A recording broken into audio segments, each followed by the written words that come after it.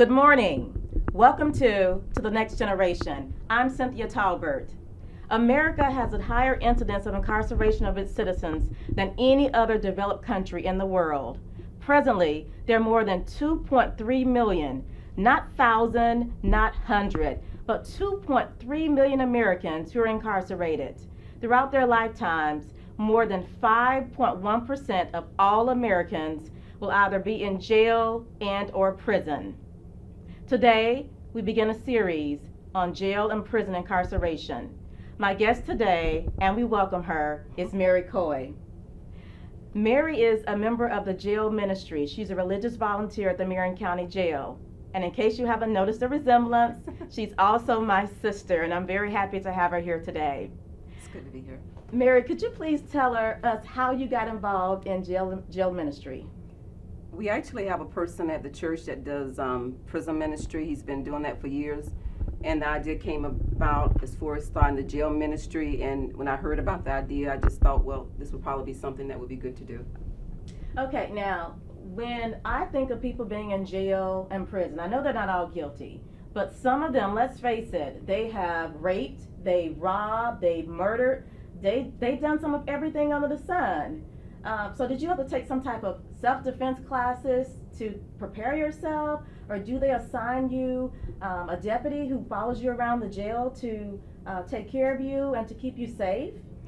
I'm actually familiar with inmates because I worked at the women's prison for almost 6 years as a nurse, so I wasn't totally worried about that. When I initially started working with inmates, of course you have that fear. You don't take a defense class. There's no one there all the time as far as the actual room that you're in with the inmates. There's an officer available in the perimeter, but not actually in the room, and there's nothing to take. You just go in. Okay, in your class, approximately how many people do you have? And as far as the ethnic groups, are you speaking only to people of African descent? It's kind of a mixture. We have mostly the black females we have. There are quite a few of the Caucasian as well, and sometimes we would get other origin, maybe Spanish, pretty much people of that descent. The most I've had was 60 inmates. My main amount is 40, 42, but if they give me the larger room, it holds 60 inmates, and I've had up to 60 inmates. 60 inmates, and you minister to them by yourself? Yes, me and the Holy Spirit. Yes, I do. Okay, so these people are from different ethnic groups. You're in a small city, you're in Marion County. Do they have a problem with the fact that you are of African descent? You mean the inmates? Yes. Any racial issues, being that you are of African descent, do they have an issue? I haven't with felt that. I can't, I really, as far as I can tell, I would say no, because I haven't felt that. Okay, now, do they force these ladies to attend your classes?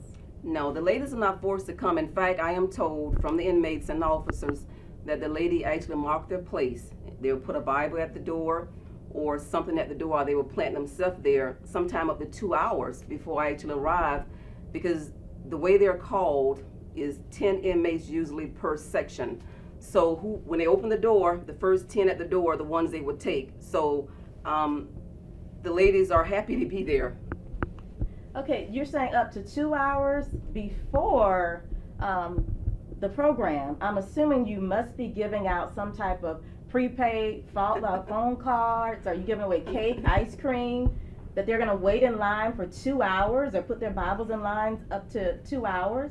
No, I don't give them out anything. They pretty much know. I've been going to the jail for a while now. A lot of them know me. It's been several years, and they pretty much know what they're going to get as far as a DVD dealing with a spiritual religious issue, as far as a Bible study, as far as a time where they can actually do some deep rooted questions and explain, what's going on in their life, things of that nature. So no, nothing special other than the things I've mentioned. You're telling me these ladies want to hear about God and want to know about the Bible that badly? They do, and actually 2 weeks ago, I normally have 40-some females. And when I do Bible study, since I'm alone, I definitely don't want too many more than that. So when I got to the desk, the officer said to me, out of fairness to the other ladies, would you please go to the big room, which is 60 females? And I said, well, I'm doing Bible studies. I don't really want to do 60 females. and I only have 46 books. She said, it doesn't matter. They'll be okay with the 46 books. And I said, I really don't like to, because if it's distracting and maybe somebody may not want to be there, it could be an issue. But anyway, she encouraged me because she said the same ones line up and wait, and when the door opened, no new ladies can come. So we get the same people every week. So I took the 60 women, and they did extremely well, and we had a wonderful time ministering. I read statistics which stated that over 80% of all individuals who are incarcerated, that they will be rearrested and returned to jail and prison. Do you, first of all, how long have you been involved in ministry?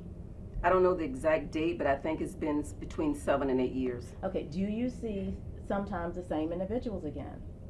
Some of them come back sporadically. There was one inmate that it was 2 years before she came back. Mm-hmm. But then some of them, I do notice that I thought they just probably stopped coming to class, because within a month later, they're back, and I find out, well, they didn't just not come to class, they actually went home and came back within a short time frame. So yes, I see a lot of them repeating, going out, coming back, that type of thing. How often do you go to the jail? Every Saturday. Somebody from the church go every Saturday. I usually would do a month at a time, and then get like a 2 to 3 week break, and then I'll go back for a month. Let me ask you this. Now, you've been involved in jail ministry for all those years. You said about 7 or so, Yes. and you go sometimes every Saturday. I'm going to assume that you put everything into what you do as far as the ministry is concerned. Does it bother you that the women keep coming back? Do you sometimes wonder if maybe it's even worth it and maybe you should just give up? I mean, to a degree, it would be nice if they didn't come back, but it doesn't affect what I do.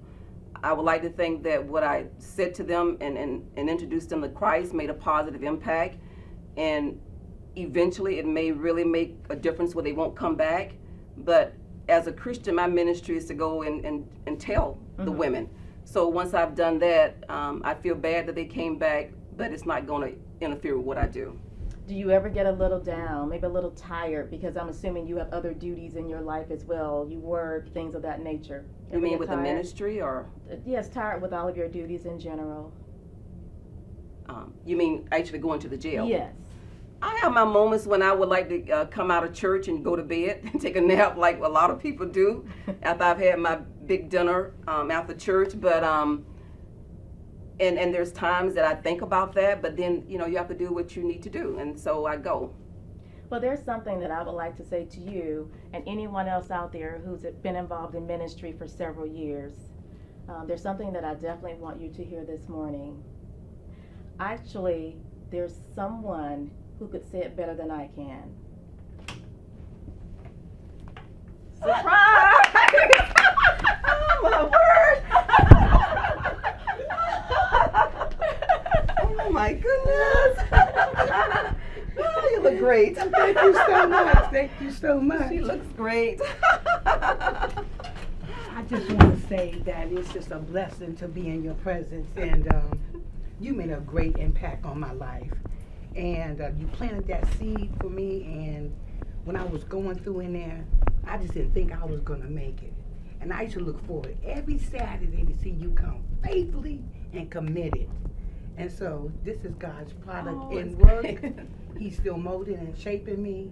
And once again, your work has not been non-void.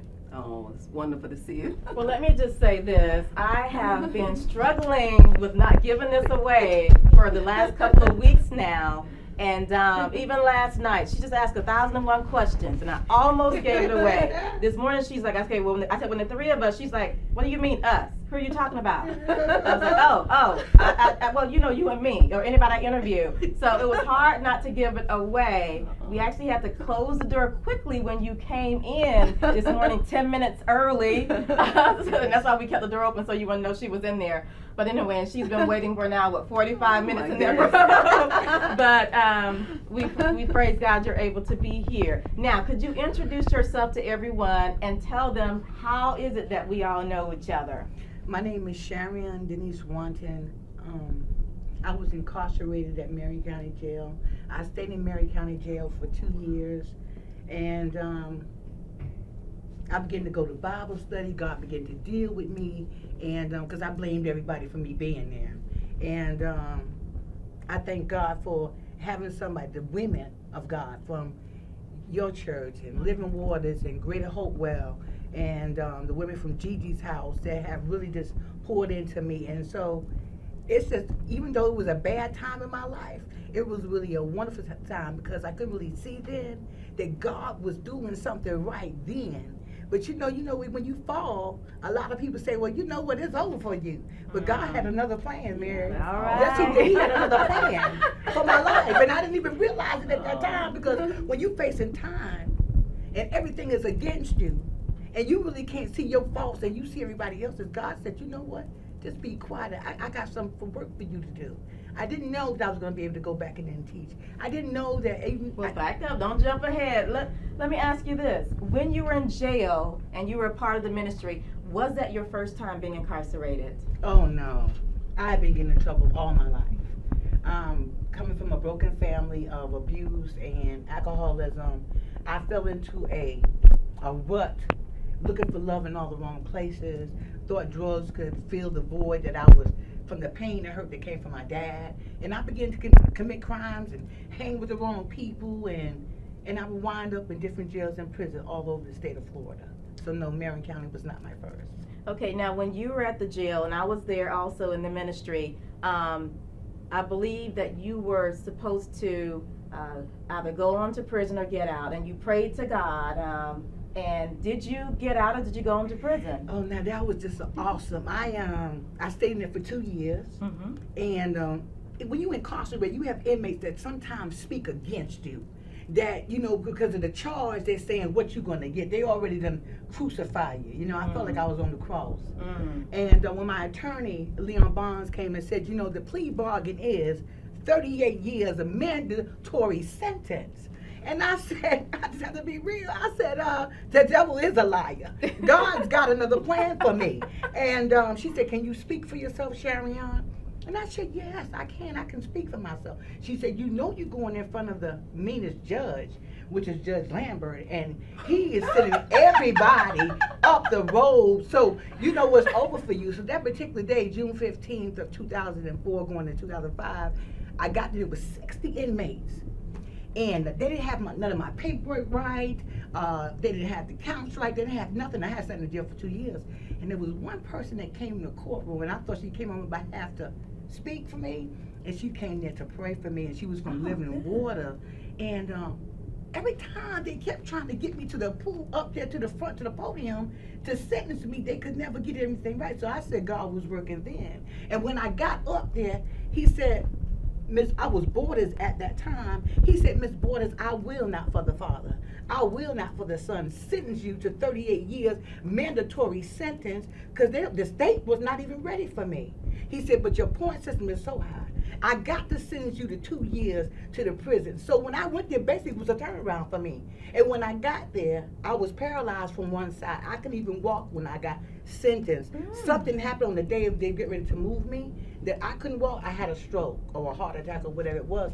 So for about 90 days of waiting, I was in a wheelchair. And God said, you know what? I want you to go and minister the word while you in that wheelchair. And I said, God, what have I done? I felt like Job right then. I said, Lord, why have you forsaken me? I just felt like something has happened. What have I done? He said, just minister the word. I had a speech impairment. Felt like I had a stroke. The women had to bathe me and dress me.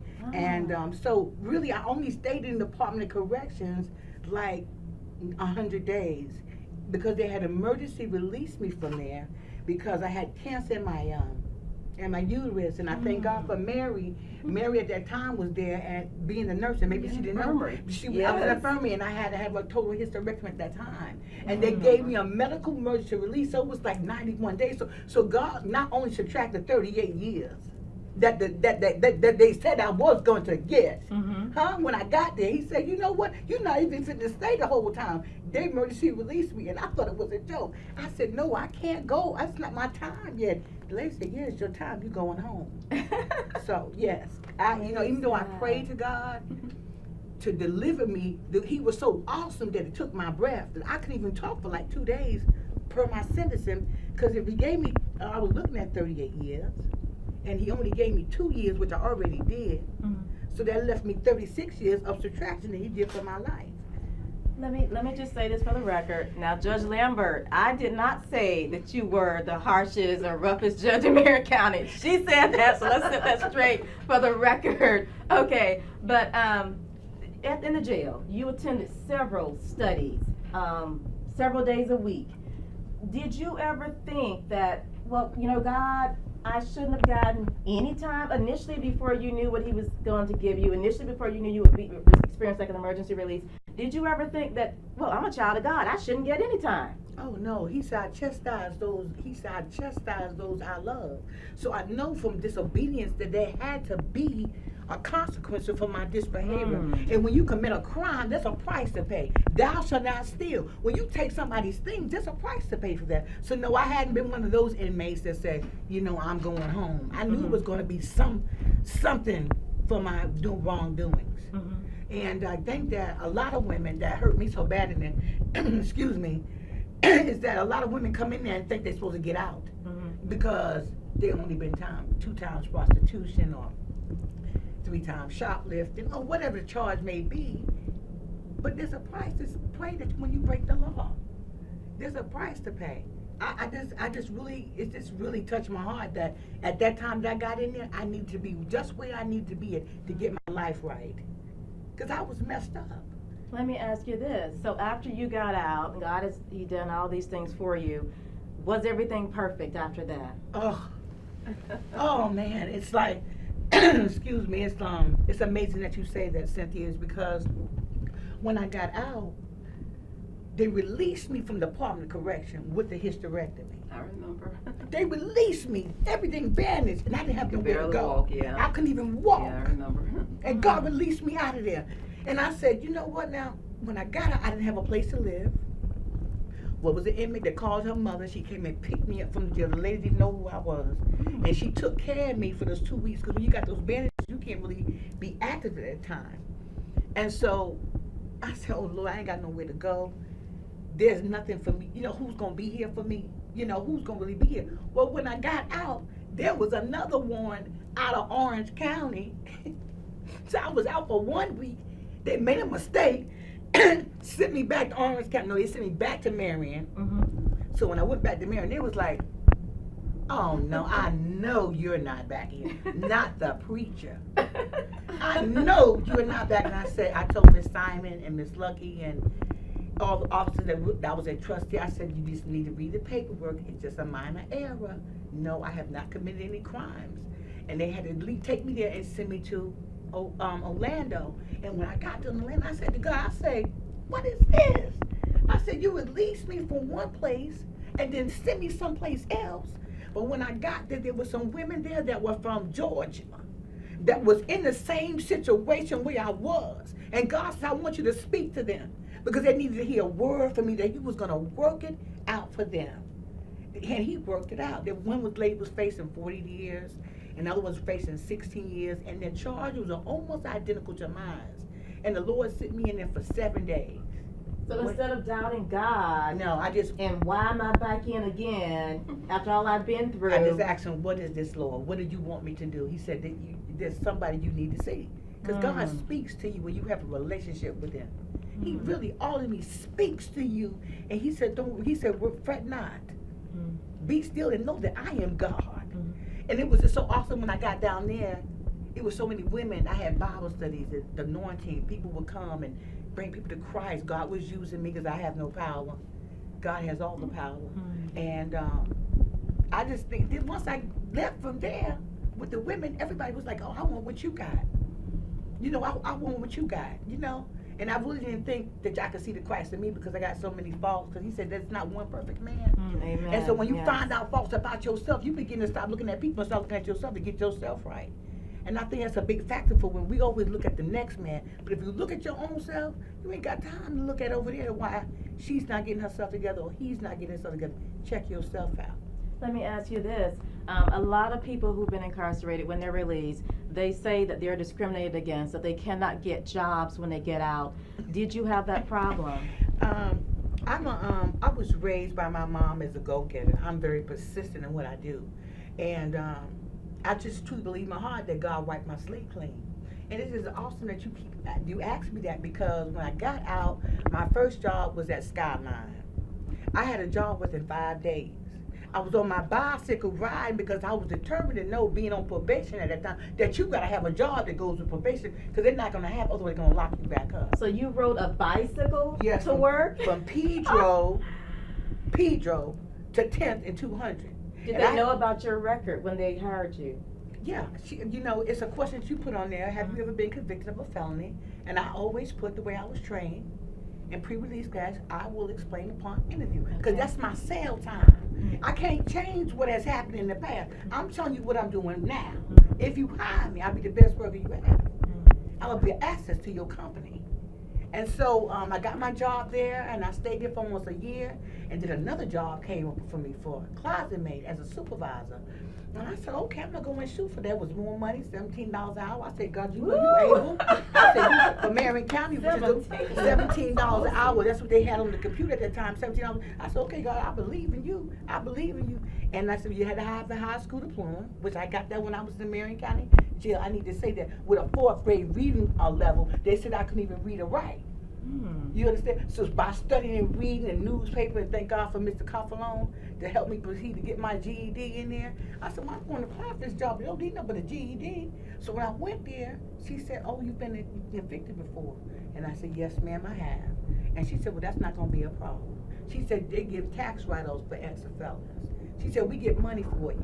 And so she said, I'll call you in about a week. And they called me about 3 days, and I got that job there. I stayed there for 5 years. So after that God began to say, it's time to open up your own business. You started your own business. Yes. An ex-inmate. Yes. Yes, I started my own cleaning company, which was generating last year about $37,000 a year. Which for Marion County, Which for Marion a County. small city, Yes. which is, we have over 14% unemployment rate. It's Yes. very good. So there was an incident happened on my job, and God said, I want you to start a cleaning service. Well, I want to tell you, I really didn't move right then, because fear took over of actually owning a business, actually being a homeowner. Am I able to do that with my background? Because sometimes your background will, if you think about it too much, it'll set you back. Fear is face everything and recover, or face everything and run. And I said, you know what, I done ran enough.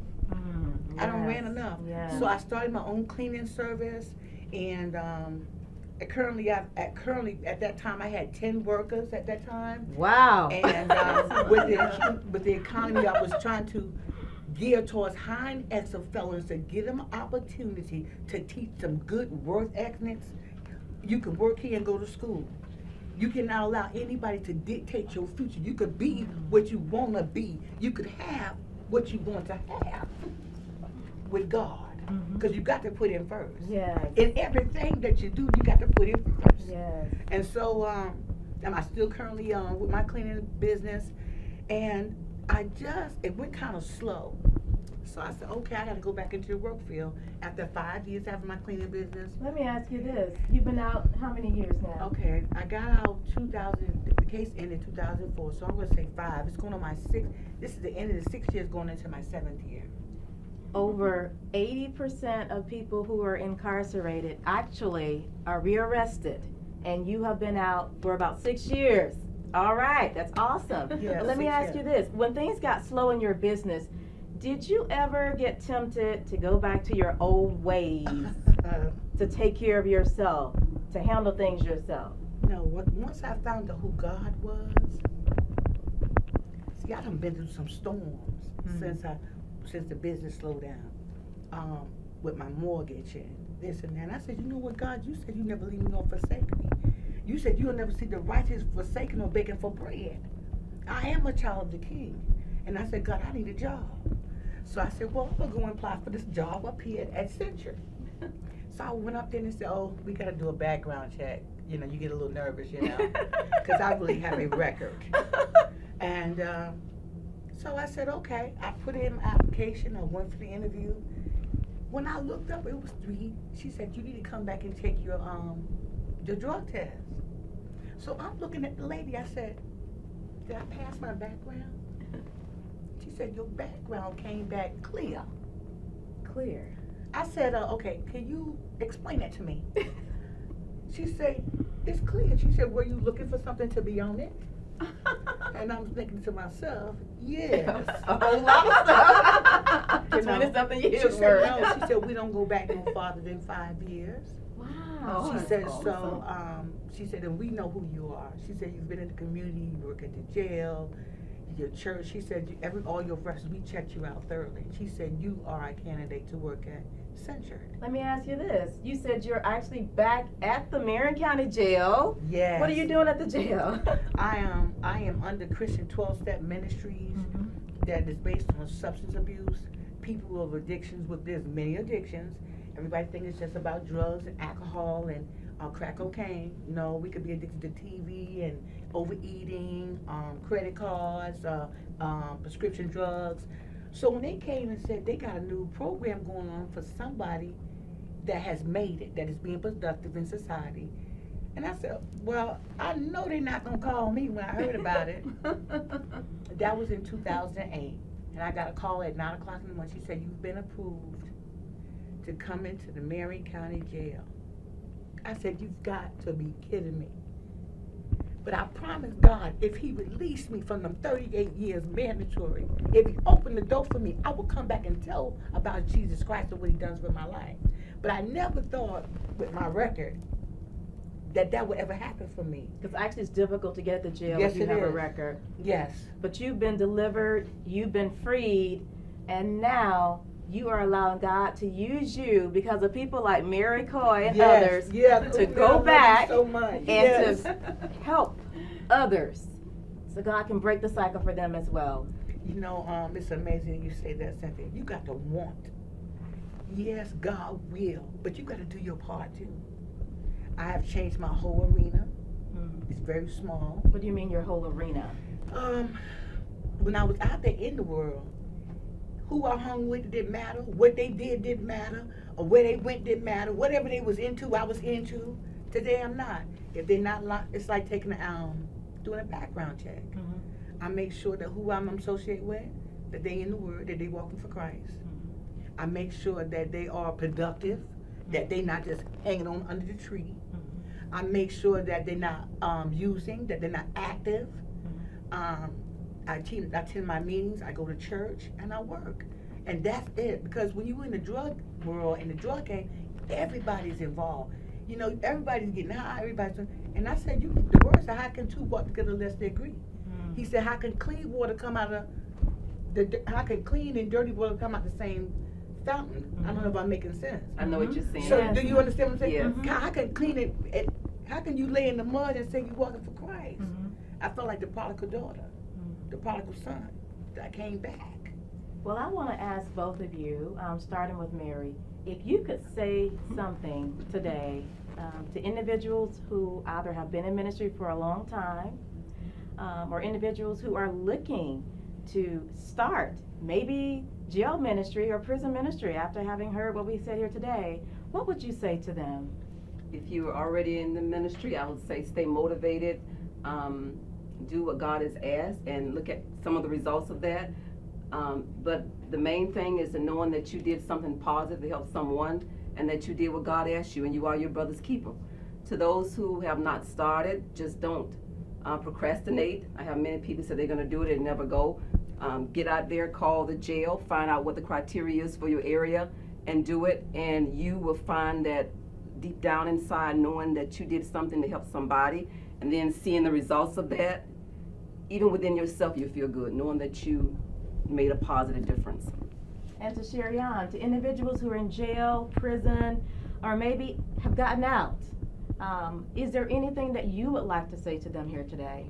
I would like to say, keep God first ahead of your life. Get connected to a church. Attend Bible study. And I know that may seem like kind of hard for you, but you have got to set a new foundation for yourself. He said, create me a clean heart and a right spirit. So I would say, stay in the church, watch it, and be careful who you associate with. Those old friends, nobody that never came to see you while you were in jail, forget about that. The season is over for them. Keep God ahead of your life, and He'll work it out for you. We thank you for being here today.